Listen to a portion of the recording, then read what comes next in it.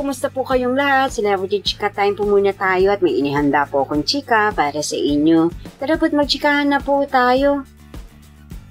May Mendoza, super duper na pasaya si Raisa May Dizon sa kanyang 18th birthday. Yes, mga maka-Celebrity Chika Time, yan po ang ichichika ko sa inyo. Nalubos rin pong usap-usapan ngayon sa social media ng mga netizens, lalong-lalo na nga po ng mga followers sa supporters ni Mengay.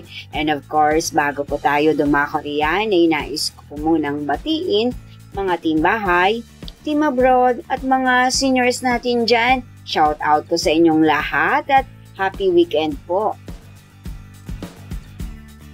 Dalagang-dalaga na nga po si Aling Maliit ng longest running noontime show na Itbulaga na si Raisa May Dizon dahil kamakailan nga po ay nag-celebrate po ito ng kanyang ika-18th birthday sa Itbulaga.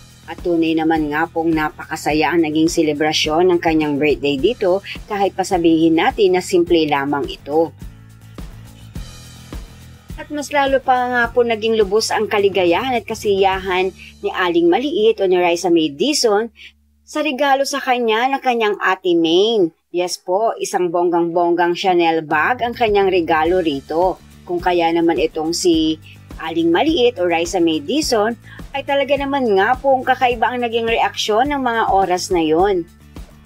Napapatili po ito sa saya nang binuksan nga po ang regalo sa kanya ng kanyang ate Maine. Super galante po si Mengay para sa kanilang baby girl na si Raisa May.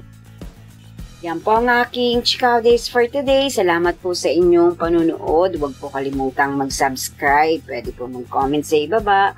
Basta't wag lamang po harsh o nakakasakit sa isa't isa. Salamat po muli. Spread love, not hate.